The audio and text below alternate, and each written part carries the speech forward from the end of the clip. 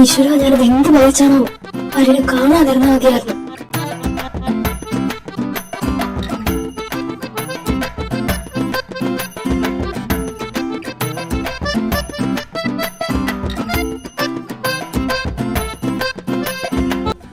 എവിടെ പോയി കിടക്കുക? എന്നോട് വരാൻ പറഞ്ഞിട്ട് എന്നെ ദേവി, ഇനി ഞാൻ മറന്നു പോണോ? എന്നാലും കൊല്ലും.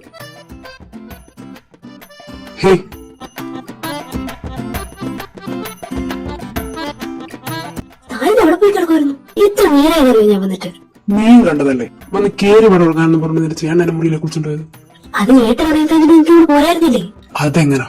അവന്റെ കാലിന്റെ തലമണ്ടക്കളായിരുന്നു. ആ ബെസ്റ്റ്. നിങ്ങൾക്കൊക്കെ എത്ര വയസ്സായതാ? ഇപ്പോഴും കൊച്ചു കുട്ടികളാണെന്ന വിചാരം. പ്രായം പുറമേ അല്ല, മനസ്സിലാണ് കുട്ടി. അവർ കാല് കുട്ടി മാണ്ടങ്ങളും കണ്ടാലും കുറെ പറയും. അല്ല, താൻ ഇത് പറയാനാണ് ഇനി നട്ടപ്പാതിരിക്ക് കൊണ്ട് വിളിച്ചെടുത്തത്? അല്ല, എന്നാ പിന്നെ അധികം വലിച്ചതിന്റെ കാര്യം പറഞ്ഞു തീർക്ക്. എനിക്ക് പോയി കിടന്നുറങ്ങണം. തിന്നാ ഉറങ്ങാം, ഈ ഒരൊറ്റ വിചാരേ ഉള്ളൂ അല്ലെ? അനാവശ്യം പറഞ്ഞോണ്ടല്ലോ. നീ കഴിച്ചു കഴിഞ്ഞ വഴി കിടന്ന് ഉറങ്ങാൻ നിൽക്കരുത്. സൈഡിൽ നിന്ന് ചെടി പുറത്തേക്ക് വരും.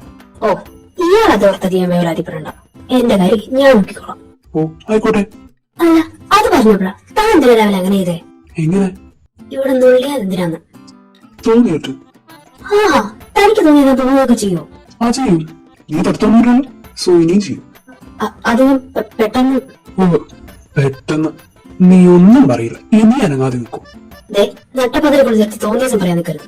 ഇല്ല, പറയുന്നില്ല. കാണിക്കാലോ. മാറി അങ്ങോട്ട്. നല്ല അടിവെട്ടാത്തിന് സുഖടാ. ഓ താൻ പറയുന്നുണ്ടെന്ന് പറ. കാശിന്റെ കൂടെ കാര്യമുണ്ട ഈ നേരത്തെ ഞാനിവിടെ വന്നേ. അമ്മേനെ അച്ഛനും കല്യാണത്തിന് ശേഷം അവൻ രണ്ടാളും മുംബൈയിലായിരുന്നു. പിന്നെ ഞങ്ങൾ രണ്ടുപേരും പ്രസവിച്ചതിന് ശേഷം അവർ ചെന്നൈയിലേക്ക് മാറുന്നത്.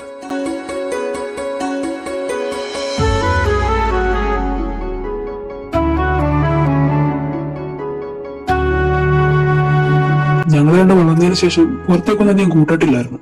എനിക്ക് അവളും അവൾക്ക് ഞാൻ. അതുകൊണ്ട് തന്നെ ഇന്ന് എന്തിനേതിനും ഞങ്ങൾക്ക് ഞങ്ങളെ ഉള്ളൂ.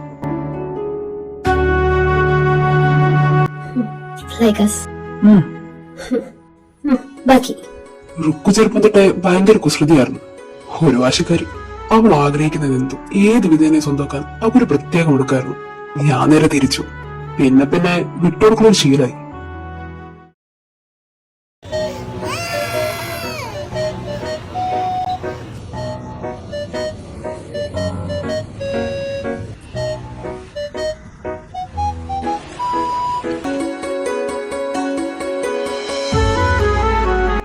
ഞങ്ങൾ രണ്ട് പഠിച്ചതൊക്കെ വെവ്വേറെ സ്കൂളിലായിരുന്നു.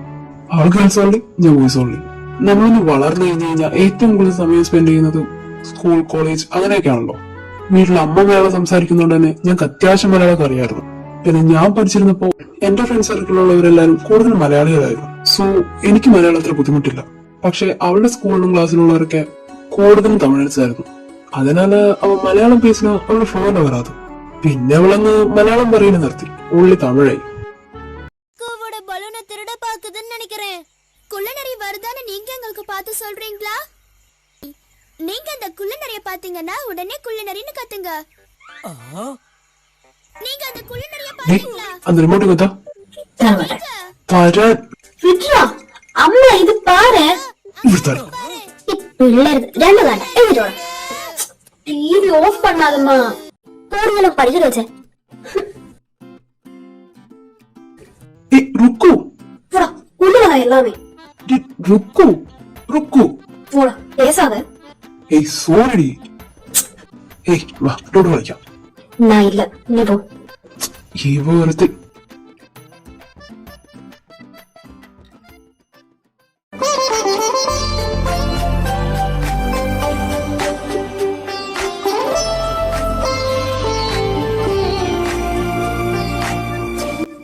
ഇത് നോക്ക്.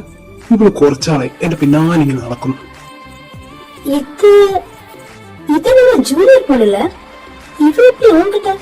അതെനിക്കറിയില്ല. എന്നാലും കൊച്ചു കാണാനൊരു ചേലൊക്കെ ഉണ്ട് അല്ലേ?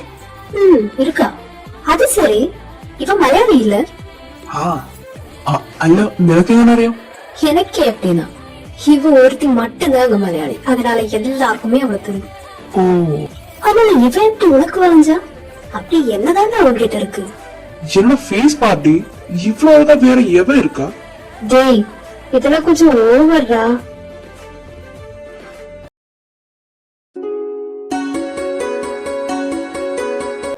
ஆமா, நீ ஏன் இப்ப மலையாளம் பேச மாட்டேன்ற? அது ஒண்ணும் இல்ல. ஹே சொல்றி, நான் எப்ப மலையாளம் பேசினாலும் அம்மா சும்மா என்ன கலாய்க்கிறேன். அதனால நானும் நிறுத்திட்டேன். ஹே இவ்வளவுதானா? என்ன உனக்கு? விட்ரா, எதுவா இருந்தாலும் മലയാളം കേട്ടാ പറയും, അതേ പോതും. എനിക്കും ഉണ്ടായിരുന്നു ഡൗട്ട്, നിങ്ങളെല്ലാരും മലയാളം സംസാരിക്കുമ്പോൾ ഒർക്ക് മാത്രം എന്താ തമിഴ് സംസാരിക്കുന്നതെന്ന്. അപ്പൊ ഇതായിരുന്നോ കാരണം? പിന്നെന്ത് സംഭവിച്ചു? അങ്ങനെ ഒരു അച്ഛന് പ്രമോഷനായി. ഞങ്ങൾ താമസിച്ചിരുന്ന ഫ്ലാറ്റിൽ നിന്ന് നല്ലൊരു വീട് നോക്കി മാറി. അമ്മക്ക് വലിയ ആഗ്രഹമായിരുന്നു ഒന്ന് അറിഞ്ഞു പെരുമാറാൻ മുറ്റൊക്കെയുള്ള ഒരു നല്ല വീട്. അത്രയും കാലത്ത് സമ്പാദ്യം കൂട്ടിച്ച് അച്ഛനൊരു വീട് വാങ്ങി. അവിടെ ഫ്ലാറ്റിലായിരുന്നപ്പോ ഞാനൊക്കെ ഒരേ റൂമിലായിരുന്നു. പിന്നെ വീട് മാറിയപ്പോ രണ്ടാൾക്ക് 2 റൂമായി. ഞങ്ങളന്ന് ഒരേ കോളേജിലാണ് പഠിച്ചിരുന്നത്.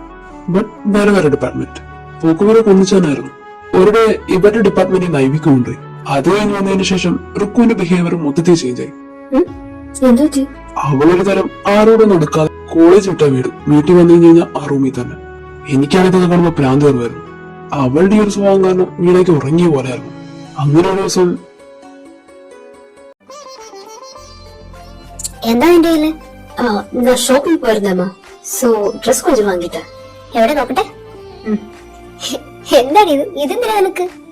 എനിക്ക് പിടിച്ചിരുന്നത് ഇത് നല്ല കൂത്ത്. അല്ലെങ്കിൽ ഇങ്ങനെ ഇങ്ങനെ കാണിച്ചൊന്നും ചാടി കളിക്കാൻ പറഞ്ഞ പെണ്ണ. എന്താ വിശ്വ, നീ ഇത് കണ്ടോ? ചുരിദാറും നാവിലേക്ക് വാങ്ങിച്ചിരിക്കുന്നു.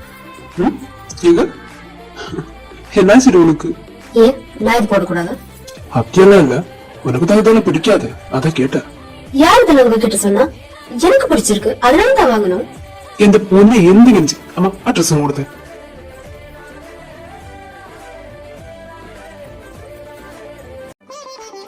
അമ്മ റുക്കുന്തേ? കോളേജിൽ പോടാ. എന്തേ? ഏയ് ഒന്നുമില്ല, എന്റെ ബുക്ക് ഒരെണ്ണം റൂമിലെത്തിന് പോയിട്ടുണ്ടായിരുന്നു. അത് ചോദിക്കാൻ വേണ്ടിട്ടാ. ആ, അത് അവളുടെ റൂമിൽ നോക്ക്, അവിടെ ഞാൻ കാണും. ആ, ഇവിടുത്തെ എവിടെ കൊണ്ട് വെച്ചിരിക്കുക?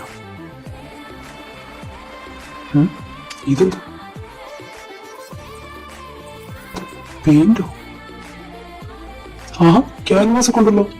ഇവിടുത്തെ പെയിന്റിംഗ് കൂടെ പേരിനൊരു തെങ്ങ് പോലും വരക്കാതെ പെണ്ണ. ഇതിപ്പോ എന്താ? Brush, paint, canvas. എന്റെ ദൈവമേ, എന്തൊക്കെ കണ്ടിട്ട് ഈ കുടുംബത്തിൽ ജീവിക്കണ്ടേ? ഗതികേട്. ഇനി ഇതെന്താണോ?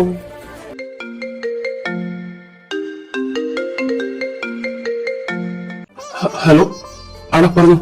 വിഷം റിസൾട്ട് പബ്ലിഷ് ചെയ്തു, കണ്ടില്ലേ നീ? ഇല്ലടോ. എടാ, ഞാൻ മറന്നിരിക്കുവായിരുന്നു. ആ, ബെസ്റ്റ്. അല്ല, ആരാ ടോപ്പ്? As usual. ഇതിപ്പോ ഞാനിപ്പോ വിളിക്കാവേ, പ്രിൻസ് വിളിക്കുന്നുണ്ട്. ആഹാ, എന്നാ പിന്നെ നീ കോളിട്ടേക്കും. എന്റെ അങ്ങേരെ വായി തന്നെ കേട്ടോ. എന്ത് കട്ടേടാ? ആ, ഹലോ സർ. ആ, വിശ്വ, കൺഗ്രാചുലേഷൻസ്. இந்த தடவை நீங்க தான் காலேஜ் டாப்பர். ஓ, தேங்க்யூ சார். உங்களோட ஹார்ட் ஒர்க் எவ்வளவு சொன்னாலும் தீராது. Thank you sir. உங்களோட அந்த டெடிகேஷன் எனக்கு அப்பவே தெரியும் விஸ்வா. நீங்க தான் நம்ம காலேஜ் டாப்பரா வர போறீங்க. ஓ, இங்க இது குளவாக்கும். உங்க அம்மா அப்பா எல்லாம் இங்கதான் இருக்காங்க சார். அவங்க நான் கேட்டேன் சொல்லிடுங்க. கண்டிப்பா சார் சொல்லிடுறேன். சரிங்க சார், நான் கால் கட் பண்றேன். நாளைக்கு நீங்க காலேஜ் வாங்கோ, அப்ப பாக்கலாம். Okay sir. இவ்வளவு நல்ல பையன் இல்லவா? ஆமா, ரொம்ப நல்ல பையன். அதனாலதான் அந்த எம்ஏ கிளாஸ்ல பையன் 1 வீக் ஹாஸ்பிட்டல் இருந்தா. ஏய், அதெல்லாம் ஏன் இங்க பேசுற? முடிஞ்ச விஷயத்தை பத்தி இங்க யாருமே பேசக்கூடாது. ஆமா, பேச விட்டாலும் அத காலேஜ் டாப்பர் ஆச்சு, இனிமே பேசாமே இருக்கணும். ഓ, അപ്പൊ പഠിക്കുന്ന കാലത്തോടെ കൈതിരിപ്പ് ചെറുതൊന്നുമല്ല. എന്റെ പൊന്നു മോളെ. ഓ, നിർത്തി ചുമ്മാ ചോദിച്ചതാ. ബാക്കി അങ്ങനെ ഒരു ദിവസം രാത്രി അണ്ണാ,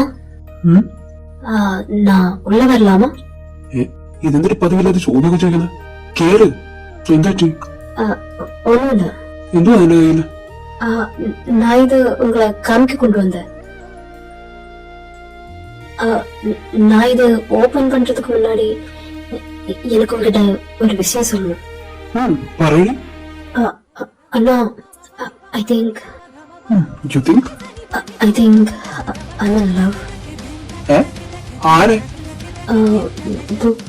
ഇതിൽ இருக்கா? கண்ணோடு காண்பதெல்லாம் தலைவா, கண்களுக்கு சொந்தமில்லை.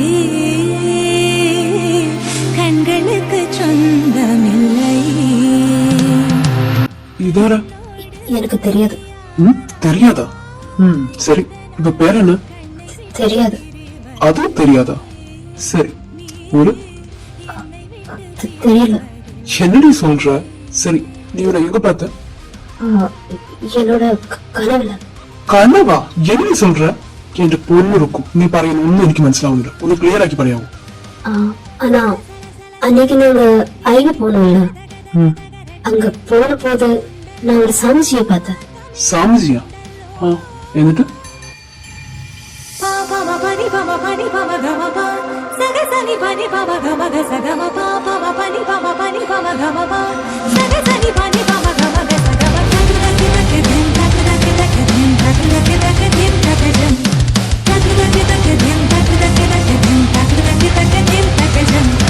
கண்ணோடு காண்பதெல்லாம் தலைவா கண்களுக்கு இருக்கும். நீ பாரு, நான் இல்லடி. எதுக்கு நம்ம ஃபியூச்சர் அப்படியே சொல்றாடி?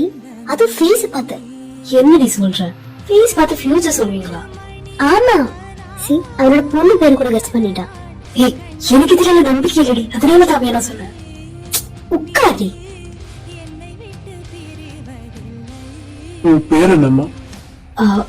ருத்ரா. இவ்வளவு நாளாச்சும் நீ இவனை பார்த்ததே இல்லைல்ல? எங்க இருக்கா? நீங்க யார பத்தி சொல்றீங்க?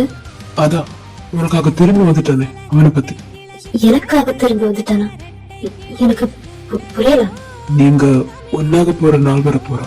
எனவே உனக்கு இவ்வளவு வருஷம் வெயிட் பண்ணணும்னு அவசியம் கிடையாது. உன்னோட கனவு எல்லாமே நிறைவேற போறேன். கொஞ்சம் கண்ணு மூடுமா? நான் மூடு. ஏய், மூடுடி. சரி. இவ்வளவு நாளா உன் கனவுல வந்திருந்தவன இனிமே நீ முழுசா பார்க்க போற. இரவும் பகலும் வந்தாலும் நாள் என்பது ஒன்றல்லோ, கால்கள் இரண்டு கொண்டாலும் பயணம் என்பது ஒன்றல்லோ, இதயம் இரண்டு என்றாலும் காதல் என்பது ஒன்றல்லோ, கண்ணோடு காண்பதெல்லாம். பாத்துட்டியா? நான் பார்த்தது அவதான். இனிமே நீ என்னைக்குமே அவனை பார்ப்ப. சாமிஜி. ஆனா கவலைப்படாதம்மா, அவ உனக்காக பிறந்தவ, உன்கிட்டயே வந்து சேருவா. நீ எதுக்கு விசுவசிக்கணும்லோ? எனக்கு தெரியலண்ணா. எனக்கு சின்னதால இருந்தே சில நேரத்துல நான் ஒரு கனவு காணுவேன். ஆனா அவங்களோட ஃபேஸ் எனக்கு அவ்வளவு கிளியரா இருக்காது. எப்போதுமே அப்படிதான் நடக்கும். ஆனா அந்த சாமிஜியை பார்த்ததுக்கு அப்புறம் எனக்கு அந்த ஃபேஸ் கிளியர் ஆயிடுச்சு. நான் இது இப்ப டெய்லி பாக்குறேன்.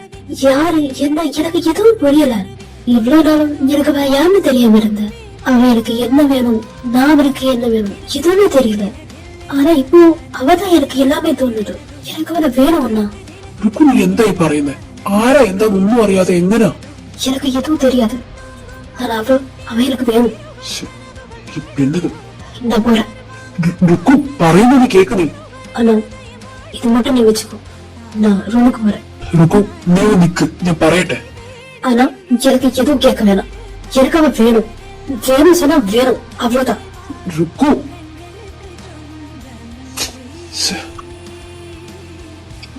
இது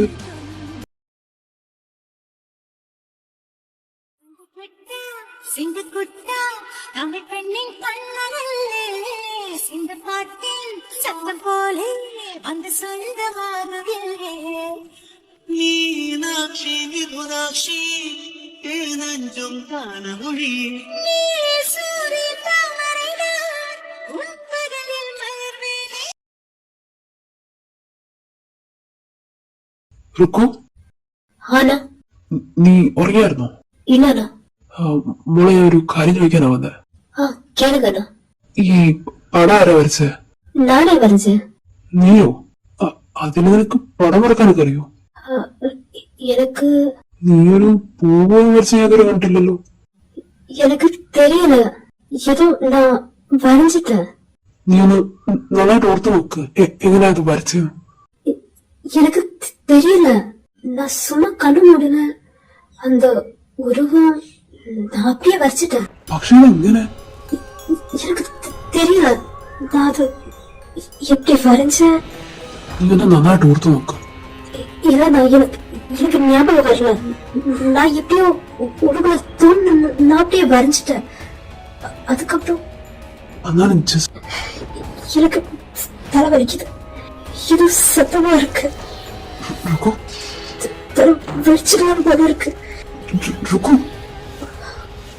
ஆனா रुको जस्ट रिलैक्स ஆனா எனக்கு எனக்கு எதுவும் ஞாபகம் வரல.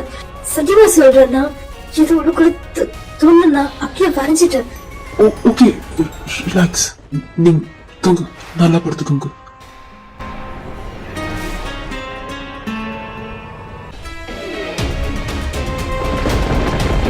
വിശ്വ അച്ഛാ റുക്കുവിന് എനിക്കറിയില്ല എന്തൊക്കെയോ അവിടെ സംഭവിക്കുന്നുണ്ട്. അവൾ ആരുടെ ഒരു പടം കൊണ്ടേ കാണിച്ചു തന്നിട്ട് അത് അവളെ വരച്ചേ പറയുന്നു. അവൾ എന്തൊക്കെയോ പറയുന്നുണ്ട്, എന്തൊക്കെയോ ചെയ്യുന്നുണ്ട്, എനിക്കൊന്നും മനസ്സിലാവുന്നില്ല. എന്താ ആക്കുവട്ടത് പറ്റിയേ? അന്നാ ഞങ്ങൾക്ക് രണ്ടുപേർക്കും അറിയില്ല. പിറ്റേ ദിവസം ഹോസ്പിറ്റലിൽ കൊണ്ടാ കാണിച്ചു. ടെസ്റ്റ് ഒക്കെ ചെയ്തിട്ട് അവര് നോർമൽ ആണെന്നാ പറഞ്ഞത്. അവർക്ക് അന്നത്തെ ഒരു പ്രശ്നത്തിന് ശേഷം ഒച്ചത്തിൽ സൗണ്ട് ഒന്നും കേൾക്കാൻ പറ്റില്ലായിരുന്നു. നമ്മള് പാട്ടൊക്കെ കുറച്ച് ഒച്ചത്തിൽ വെച്ചാൽ പോലും തലവേദനിക്കുന്ന പറഞ്ഞവള് ഭയങ്കരമായിട്ട് അപ്സെറ്റ് ആവുമായിരുന്നു. മുടിയൊക്കെ വെറുതെ അവള് വലിച്ചു പറിക്കുമായിരുന്നു. അതാണ് അവളെ നോയ്സ് ആയിട്ടുള്ള സ്ഥലങ്ങളിലൊന്നും ഞങ്ങൾ കൊണ്ടുപോകത്തേയില്ല. അതുപോലെ അവൾക്ക് ഡെയർ ചെയ്തെന്നൊരു ശീലം ഉണ്ടായിരുന്നു. അതുമല്ല ആ ആളുടെ ഫേസ് എപ്പോ വരച്ചാലും അവൾ അങ്ങനെ കൊണ്ട് കാണിക്കും. മിക്കപ്പോഴും ഡയറിയിൽ വെച്ചിട്ടാ കാണിക്കാറ്. ഒരു ദിവസം അവൾ അങ്ങനെ ഡയറി എന്റെ റൂമിൽ വെച്ചിട്ട് പോയിട്ടുണ്ടായിരുന്നു. ഞാൻ കുളി കഴിഞ്ഞിറങ്ങി വന്നപ്പോ എന്റെ കൈ തട്ടി ബുക്ക് നിലത്ത് വീണു. അന്ന് ഞാൻ നോക്കിയപ്പോ ആ ബുക്ക് ഫുൾ മലയാളത്തിലാണ് എഴുതിയിരുന്നത്. അത് റുക്കുവിന്റെ ഡയറി അല്ലേ? അതെ, റുക്കുവിനെ തങ്ങൾ കേട്ടാ മാത്രം മനസ്സിലാവുള്ളൂ പറഞ്ഞിട്ട് അതന്നെയായിരുന്നു ഞങ്ങൾക്കും. അവൾക്ക് കേട്ടാൽ മാത്രം മനസ്സിലാവും. സംസാരിക്കാൻ കുറച്ചു പേരും, പക്ഷെ എങ്കിലും അവൾ സംസാരിക്കാറില്ല. എഴുതുന്നത് തീരെയില്ല, വായിക്കാനും അറിയില്ല. പക്ഷെ അതില് ഒരക്ഷരം പോലും തെറ്റില്ലാതെ കോളേജിൽ നടക്കുന്ന എല്ലാ കാര്യങ്ങളും എഴുതിയിട്ടുണ്ടായിരുന്നു. അത് കണ്ടതിന് ശേഷം ഐ എം റിയലി ഷോക്ക്ഡ്. എങ്ങനെ ഇതൊക്കെ സംഭവിക്കുന്നതെന്ന് അറിയാനുള്ളൊരു അവളെ പറ്റി ഇന്നും നമുക്കൊന്നും അറിയില്ല. എനിക്ക് അച്ഛന് മാത്രമേ അറിയൂ. പക്ഷെ ഞങ്ങൾക്ക് രണ്ടുപേർക്കും ഒന്നും കണ്ടുപിടിക്കാൻ പറ്റിയില്ല.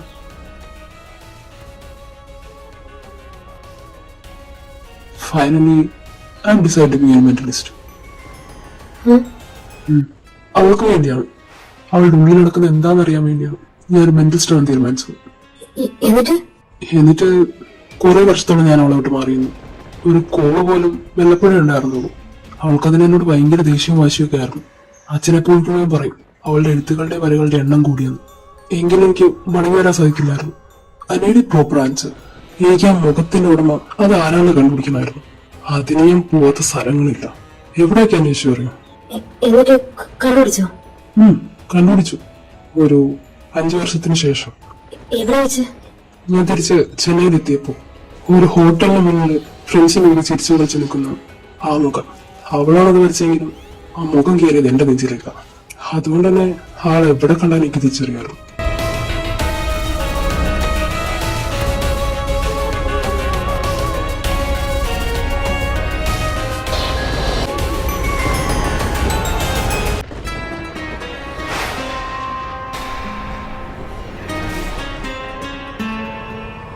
എന്നിട്ട് ആളോടൊക്കെ സംസാരിച്ചു, ക്ലോസ് ആയി, ഞങ്ങൾ നല്ല ഫ്രണ്ട്സുമായി. എന്നിട്ട് നിങ്ങളൊക്കെ പറഞ്ഞു ആളോട്? ഇല്ല, ഈ നിമിഷം വരെ വന്നിട്ടില്ല. അതെന്താ? നമുക്കിതിന്റെ സൊല്യൂഷൻ കാണണ്ടേ? ഇതിനൊരു സൊല്യൂഷൻ അത് നമുക്കാവില്ല, അവരെ തന്നെ കണ്ടുപിടിക്കണം. എനിക്കൊന്നും മനസ്സിലാവുന്നില്ല. എന്നാലും ആരായിരുന്നു അത്? റുക്കു വരച്ച ഏതെങ്കിലും ഫോട്ടോ ഉണ്ടോ കയ്യില്? എന്റെ ഗാലറിയിലുണ്ട്. ആളെ എന്നെ കൂടെ കാണിക്കാവോ? അതിനിപ്പോ എന്താ, ഇതാണ്.